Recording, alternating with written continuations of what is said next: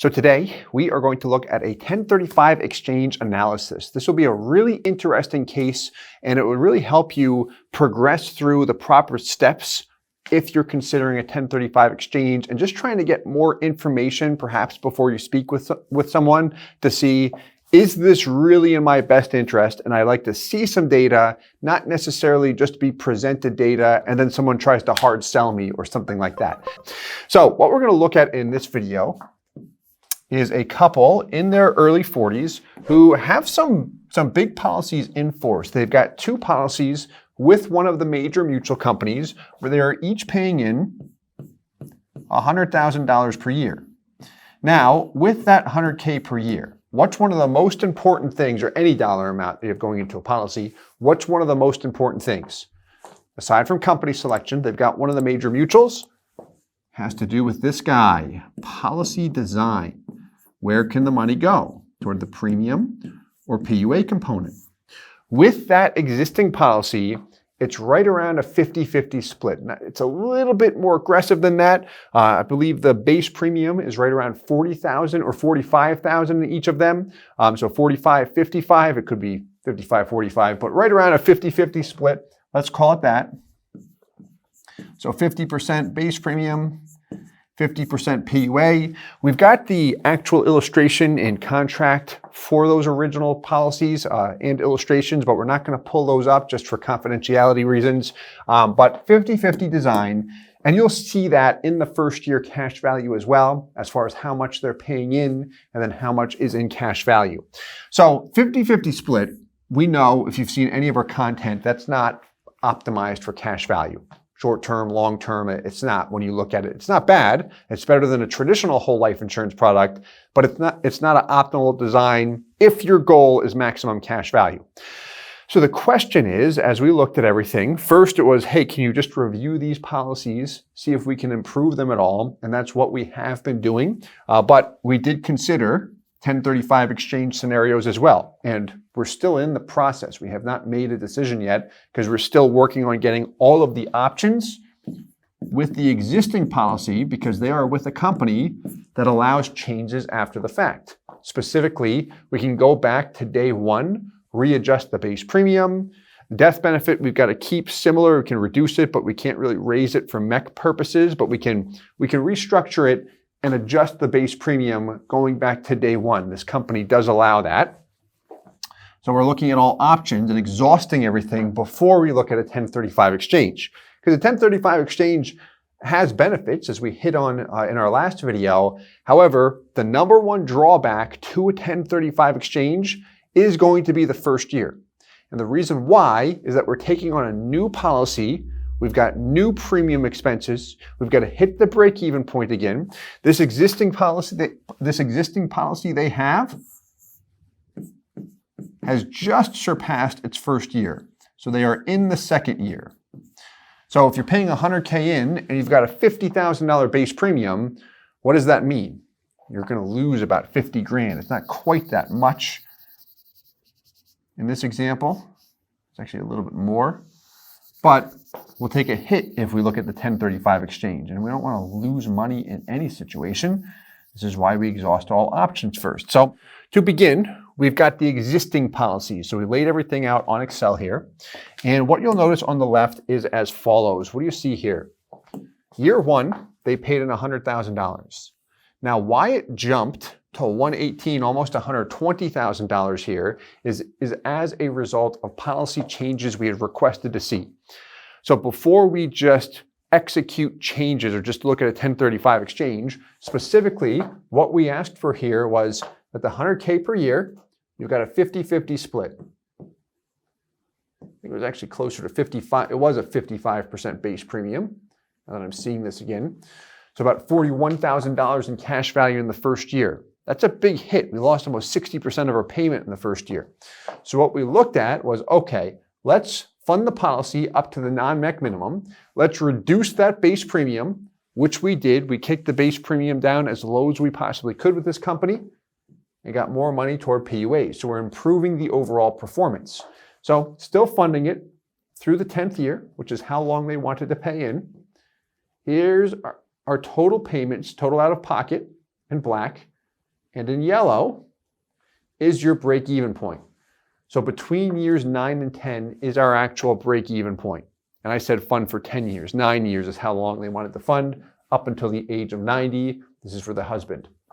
So there's your break-even point. Between years 9 and 10, you've paid in over $1 million, and now you have just over $1 million. So this was one option we looked at when it comes to improving their existing policy. So there was an illustration prior to this, which is just what they originally started with, which was $100K per year with the 55% base premium. Did not look as good as this option. We didn't even throw it up here. We wanted to look at the improvement first. Okay, so there's the accrual, or there's the buildup, and cash value continues to grow.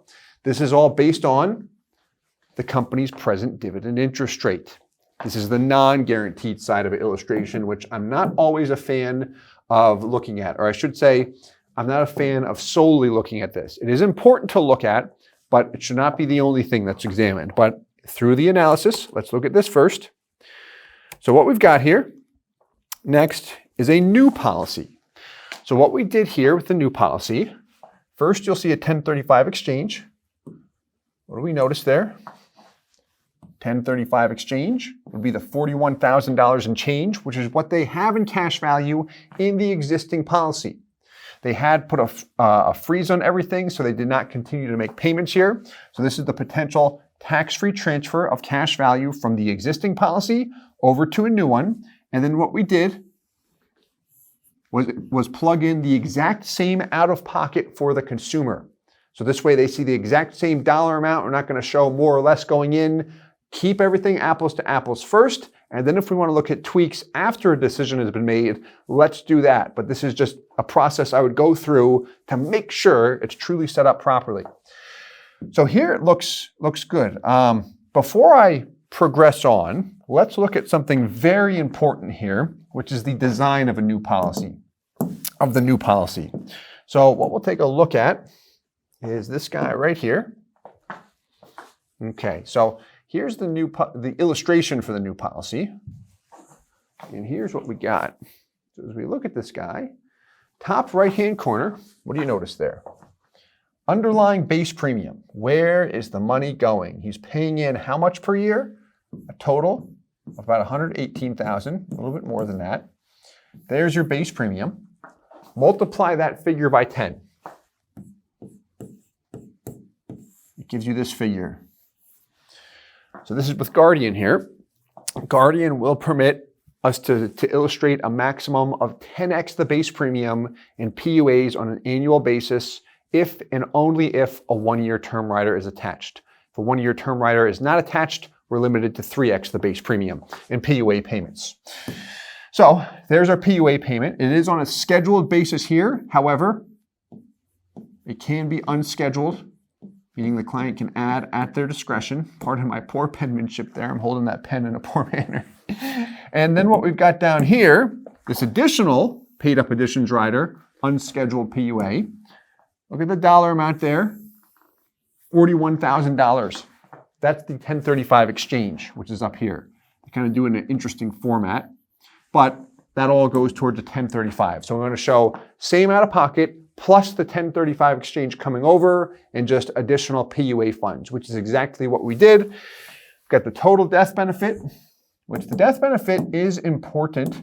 However, they are interested in cash value. That's the main goal here. Death benefits are very, very consistent with each other, actually. And this is actually a case where the old product has a guaranteed rate of 4%. It was started in 2020 or 2021, something like that. I don't have it up in front of me. But the new product is 2022, 3% guaranteed rate. Old product has a 4% guaranteed rate. We're going to look at the guarantees too. So as we look at this, these values will match what we saw in the Excel spreadsheet, where we get a clear breakdown as to where the money's going. So first year, the net premium is almost $160,000. That assumes the 118 and change out of pocket. They're not obligated to that, but we matched the other proposal, plus the 1035 exchange of $41,000 and change. So there's your first year cash value. We're going to compare that to what they will have in their existing policy. And then we're going to compare every year. This is nice. Cumulative net after tax outlay. We see the break even here. With a new policy, between years 4 and 5. Okay, that's fantastic. If you've seen our last video, there's something I mentioned with the break even. What were those 2 words? Carefully. So we're going to look at that next. Okay. So as we look at this, on the left, we've got the existing policy. There it is. It's highlighted. The break-even point between years 9 and 10. New policy, dividend values too. So based on the present dividend rate with both companies. So year 1, $137,000 and change. Cash value difference. This will represent how much more or less that I have in cash value, or if it's you, pretend this is you, that you have in cash value with the new policy compared to the old policy. So year 1, if you move forward with this and execute this change, you'll have $5,800 less than you would in the example where you just stay the course with the existing policy and pay the same dollar amount in. Now what happens the next year? Year 2 with this policy, you pay the same dollar amount in.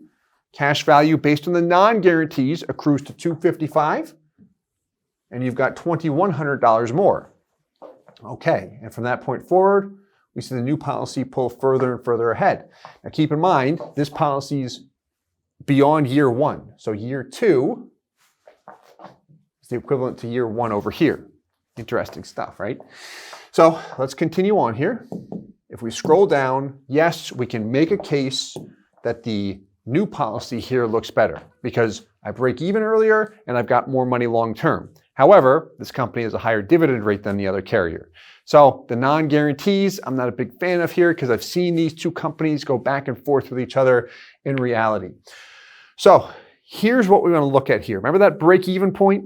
Be careful. Here's why.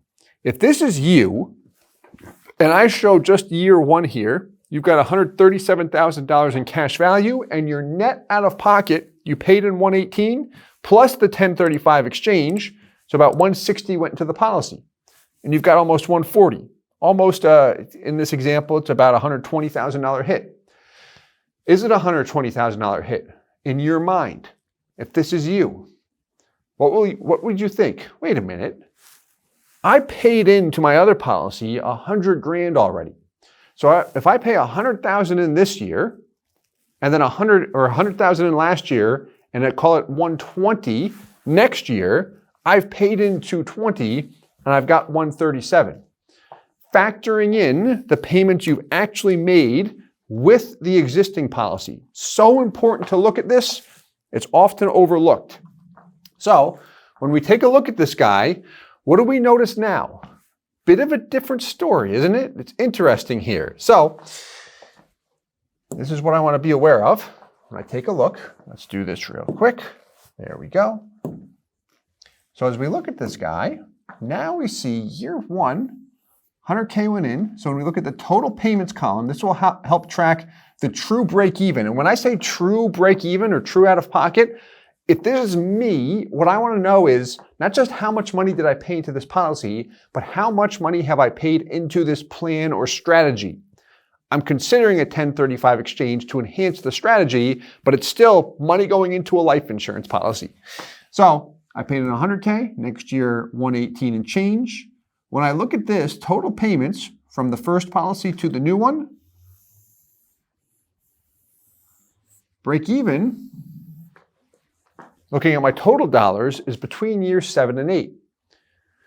So from a transactional standpoint, going back to the middle example, you did break even, isolating the 1035 exchange funds and your out of pocket between years 4 and 5, which is great. But based on your total output, the total amount of money you've paid into life insurance policies, it's between years 7 and 8 with the new strategy, or with the 1035 exchange. And the reason why is because the 1035 exchange rolls over $41,000, but you paid in 100 and you got 41. So it's a $60,000 hit. The new policy not only has to outperform the old one, but it also has to make up for lost time and compensate that lost $60,000. If it doesn't work, like that has to be disclosed up front. And it's not always disclosed because it takes time to put this together, as you can see. And that's not me saying, oh, we put all this work together. No. Like it's your money. It's got to be done thoroughly here. All right, so let's continue on here. Let's look at the guarantees. So same thing here. Exact same policy, but guaranteed values. This will be fun. So now we've got the same policy that we looked at. If we just stay the course, what do we have here? When's your break even? We don't have to highlight it here. Just about age 60. Based on the guaranteed values, death benefit is not appreciating here because it's guarantees. Okay. And we've got a term rider attached as well. But breaking even, years 18 to 19. Let's progress on here. Now what do we got? New product. Based on the guarantees, new policy. What do we see here? Well, breaking even between years 9 and 10. That's with the 1035 exchange. This is just the policy, not factoring in the other payment like we just discussed. 1035 exchange, 41,000 and change, plus almost 119,000 out of pocket through policy year 8 here, because the existing policy, we stop after 9 years. That's their plan. So we're starting this a year late. That's why we stop at year 8. Scroll over between years 9 and 10. Now this is based on the guarantees, absolute worst case scenario. However, it's valuable to look at.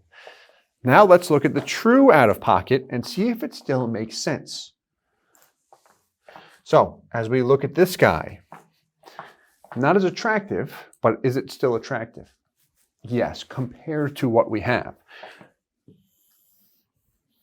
So can it or does it make sense to execute a 1035 exchange when we look at the numbers? If we look at the worst case scenario here, think of it this way. At the end of the funding, if you keep what you have, you would have paid in over $1 million and have $782,000. It's not that attractive. Guaranteed values. Versus this guy, you'd have $963,000. Much stronger values, and this is the guaranteed, on the guaranteed side, absolute worst case scenario. Let's look down here, year 20. If you keep what you have, you have $1.1 million. Versus the new one, you have $1.26 million guaranteed.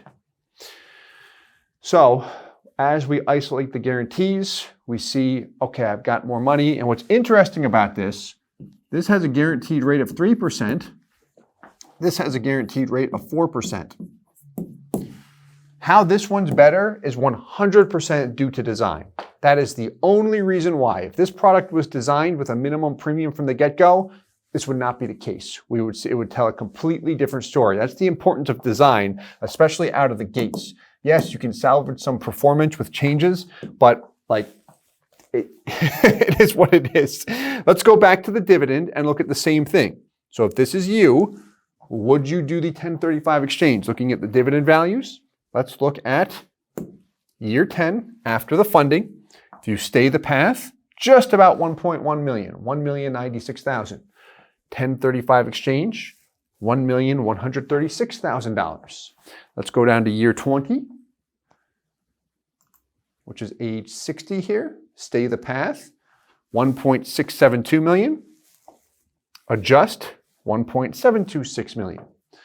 So from a number standpoint, this is something that I look for here. Do I have more money from start to finish or not from the start? How much longer does it take me to recapture funds? Is that something that you're comfortable with or not comfortable with? We've got to discuss that.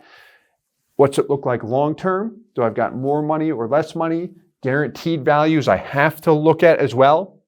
Because we mentioned if the designs were equal from the get-go, there'd be no chance here where we could even start to justify a 1035 exchange. Here, the numbers, they work. And there's an added benefit that this couple gets as well, which is in flexibility. So the new company that we're looking at least in this example, we may look at more companies, but in this example is PUA flexibility. That PUA rider, I can add additional funds at discretion. The existing policy and company does not offer that same flexibility. I'm not mentioning them for a reason because I don't want to throw any shade at anyone here or do anything that would even come off like that. But the added benefit of flexibility plus the better numbers, that's what we look at to say, okay, I think it does make sense. And if they're not comfortable with it because the first year hit, like that's okay. We just want to help them make a decision that's in their best interest. So that was for the husband. We can look at the same thing with the wife. A little bit different here. So the changes made after the fact. Current policy, when I say changes, first year, they paid in $100K. Next year, we made adjustments. What's the maximum they can fund? So we actually, the company and the agent they were working with was able to reduce the death benefit. The maximum non-MEC through policy year 10 or age 50 was just about $90K per year. And that's your break-even point between years 9 and 10 if they stay the path based on the present dividend interest rate. This company delivers too. They're one of the major mutuals, we've always seen them deliver. New policy. Here it is. Here's the biggest benefit. Because we're able to design the policy now, this design is similar to the last one, that base premium is minimized, right? It's right around $8,000 and change. So we've got a minimum base premium with 90 grand per year going in. Break even between years 4 and 5. However, be careful with the break even. True out of pocket, if I want to factor in the $100,000 payment in the first year, and consider that as a part of my break even, what does that do? Of course, it's going to delay things because now I'm seeing how long it takes to make up for lost time and does it really work? Quick side note, you can do a 1035 exchange within the same company. So if they want to look at a similar design with the same company and product, you can do that too if you want to see more options. Now, sometimes I am analysis paralysis and I fight that urge, so I'm not going to talk about that anymore. Let me continue here. At year 9 there, which one do you have more money? 959. How about over here? 921. Not a huge difference, but as we scroll down, you will see a difference. Without scrolling all the way down, let's look at the very bottom here. Year 20. You've got just under 1.5 million, 1,479 with the current plan, compared to the new one, 1.529. So I've got more value from start to finish. Hey, that's great. Let's take a look at the guarantees and do the exact same thing here. This is the kind of stuff we go through. There's a couple extra steps or just more information that we're not showing public for a reason, such as going through your illustrations and such. So you see all the data validated. That's on Excel. But here we go. Now we've got everything laid out side by side, and we can make a decision based on the pure numbers. So I hope that this video was helpful and provided some value. If you have any questions, please leave them below. If you'd like to see any particular case studies. If you enjoyed this, please hit the like button. It does help us. Subscribe for more. And as always, I hope this helps. Thanks so much. Hey guys, Steve Parisi here. If you enjoyed the content you just saw, please subscribe, like, and hit the notification bell for future videos. If you'd like more information or to see some custom policies for yourself, feel free to call or email our offices at the contact information below.